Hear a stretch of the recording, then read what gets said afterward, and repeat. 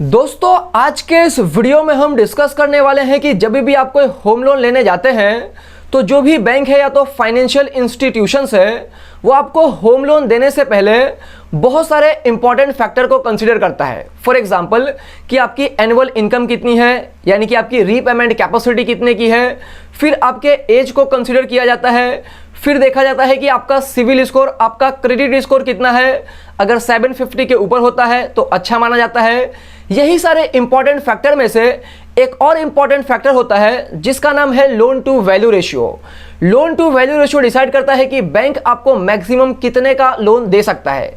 तो आज के इस वीडियो में हम यही डिस्कस करेंगे कि ये लोन टू वैल्यू रेशियो होता क्या है, इसके क्या इंपॉर्टेंस है। तो आज के इस वीडियो को पूरा देखने के बाद में आप जब भी होम लोन लेने जाएंगे तो आपको डिसीजन मेकिंग में डेफिनेटली हेल्प होगा। तो आज की जो वीडियो है वो काफ़ी इंटरेस्टिंग, काफ़ी नॉलेजेबल है। आपसे रिक्वेस्ट ये है दोस्तों कि वीडियो पूरा एंड तक देखना ताकि कोई भी इंपॉर्टेंट पॉइंट मिस ना हो जाए। अब हम सबसे पहला समझते हैं कि ये लोन टू वैल्यू रेशियो होता क्या है। इसका शॉर्ट फॉर्म है LTV। तो यहाँ पे सबसे पहले पॉइंट में लिखा है कि लोन टू वैल्यू रेशियो का सिंपल मतलब होता है loan amount given to the borrower against his total value of the property, यानी कि आपके प्रॉपर्टी का जो भी टोटल वैल्यू है उसके अगेंस्ट में बैंक आपको कितना लोन देता है उसी को लोन टू वैल्यू रेशियो कहा जाता है। अगर इस चीज़ को एग्जाम्पल से समझे तो फॉर एग्जाम्पल मान के चलते हैं कि आप 1 करोड़ का घर लेने का प्लानिंग कर रहे हैं एंड इसके लिए आप बैंक के पास जाते हैं कि बैंक मैं 1 करोड़ का घर लेना चाहता हूं, आप हमें कितना लोन दोगे।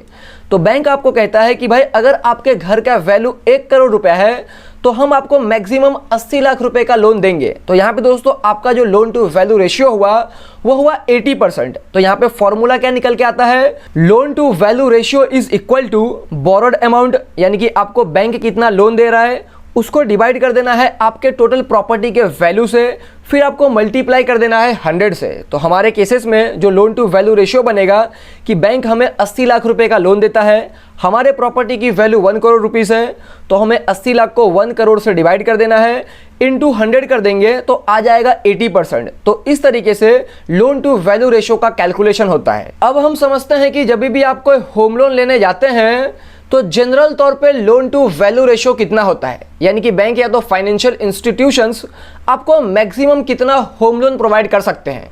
तो यहाँ पे सबसे पहले पॉइंट में लिखा है कि अगर आप home loan up to ₹30 lakh तक का लेते हैं, यानी कि अगर आप 30 लाख तक का होम लोन लेते हैं तो जो लोन टू वैल्यू रेशियो होगा वो होगा 90% ऑफ द प्रॉपर्टी वैल्यू। ये दोस्तों PV का फुल फॉर्म यहाँ पे प्रॉपर्टी वैल्यू लिखा हुआ है। तो 90% ऑफ 30 लाख होता है 27 लाख रुपीस, यानी कि अगर आप 30 लाख का घर लेने जाते हैं तो जनरल तौर पे 27 लाख रुपीस आपको बैंक लोन दे देगा एंड 3 लाख का डाउन पेमेंट आपको करना पड़ेगा। अब यहाँ पे दोस्तों मैक्सिमम लिमिट 90% है।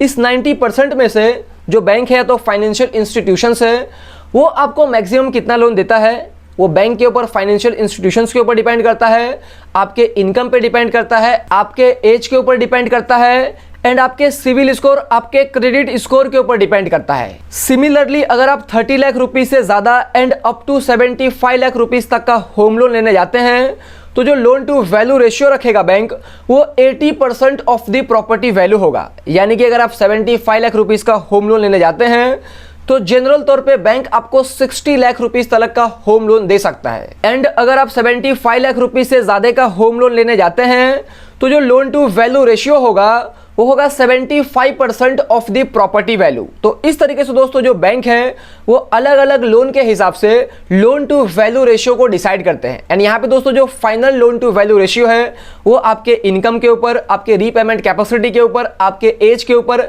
एंड आपके सिविल स्कोर, आपके क्रेडिट स्कोर के ऊपर डिपेंड करता है। अब हम समझते हैं कि लोन टू वैल्यू रेशियो का इंपॉर्टेंस क्या है। तो यहाँ पे सबसे पहला पॉइंट ये है कि loan to value ratio bank या तो फाइनेंशियल इंस्टीट्यूशंस इसके लिए यूज करती है ताकि वो अपने रिस्क को कम कर सके। फॉर एग्जांपल अगर कोई बोरोवर है जिन्होंने 30 लाख रुपए का कोई होम लोन लिया हुआ है एंड फॉर एग्जांपल हम मान के चलते हैं अगर बैंक उनको 30 लाख रुपए का होम लोन देती है एंड फ्यूचर में अगर बोरोवर अपने होम लोन में डिफॉल्ट करते हैं एंड बैंक को मजबूरी में वो घर बेचना पड़ता है तो हो सकता है बैंक वो घर को 30 लाख रुपए में ना बेच पाए, 25 लाख में बेच पाए, 26 लाख में बेच पाए।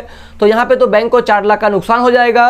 तो इसके लिए bank loan to value ratio लगा के यहाँ पे टोटल लोन के अमाउंट को लिमिट कर देती है एंड यहाँ पे कस्टमर को भी कुछ पैसे का डाउन पेमेंट करना पड़ता है ताकि फ्यूचर में इस तरीके का प्रॉब्लम ना हो। सेकंड पॉइंट ये है कि अगर आपका लोन टू वैल्यू रेशियो ज़्यादा है, यानी कि अगर आप ज़्यादा अमाउंट का लोन लेते हैं एंड यहाँ पे डाउन पेमेंट कम करते हैं तो यहाँ पे बैंक को ज़्यादा रिस्क लेना पड़ता है, तो वो आपसे होम लोन के ऊपर ज़्यादा इंटरेस्ट रेट चार्ज करेंगे। लेकिन एट द सेम टाइम अगर आपका लोन टू वैल्यू रेशियो कम है, यानी कि आप डाउन पेमेंट ज़्यादा करते हैं, तो उस केसेस में आप बैंक से होम लोन के इंटरेस्ट रेट के ऊपर बार्गेनिंग भी कर सकते हैं। थर्ड पॉइंट यह है कि अगर आपका लोन टू वैल्यू रेशियो कम है, यानी कि अगर आप ज़्यादा डाउन पेमेंट करते हैं एंड कम अमाउंट का होम लोन लेते हैं, तो यहाँ पे आपका जो मंथली ईएमआई आएगा वो मंथली ईएमआई आपका कम अमाउंट का आएगा एंड आप उस ईएमआई को ईजिली पे कर सकते हैं, जिसके वजह से आपके होम लोन में डिफॉल्ट होने के चांसेस भी कम होते हैं। एंड फोर्थ पॉइंट ये है कि अगर आपका लोन टू वैल्यू रेशियो कम होता है, यानी कि आप कम अमाउंट का लोन लेते हैं एंड ज़्यादा डाउन पेमेंट करते हैं,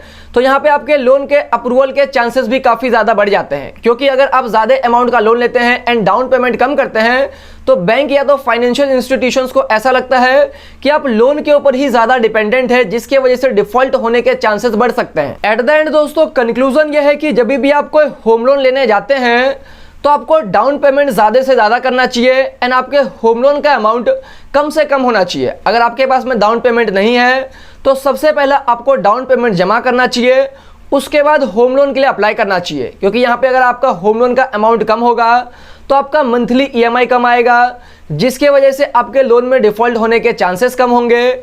आप बैंक से इंटरेस्ट में बार्गेनिंग कर सकते हैं, इंटरेस्ट को कम करवा सकते हैं।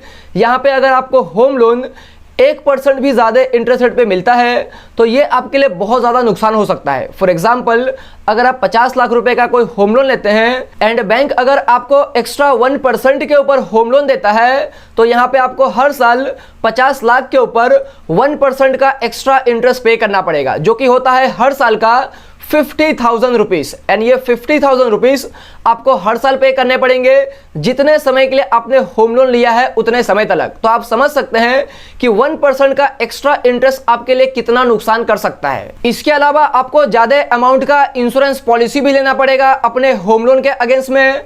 अगर आपका होम लोन का अमाउंट ज़्यादा है उस केसेस में तो यहाँ पे आपको ज़्यादा प्रीमियम भी पे करना पड़ सकता है। तो यहाँ पे दोस्तों जनरल तौर पे जो लोन टू वैल्यू रेशियो है वो 80% ऑफ द प्रॉपर्टी वैल्यू अगर होता है तो उसको अच्छा माना जाता है, लेकिन अगर आपका 80% से कम होगा तो और अच्छा माना जाएगा, आपके ऊपर बर्डन कम होगा, आप इजीली उस लोन को पे कर सकते हैं। तो दोस्तों यही थी पूरी की पूरी वीडियो। उम्मीद करता हूं आपको इस वीडियो से कुछ ना कुछ वैल्यूएबल इंफॉर्मेशन जरूर मिला होगा। अगर आपको इस वीडियो से वैल्यू मिली है तो वीडियो को जरूर लाइक करना, चैनल को सब्सक्राइब करना एंड इस वीडियो को दोस्तों अपने फैमिली फ्रेंड रिलेटिव में जरूर शेयर करना। जय हिंद दोस्तों।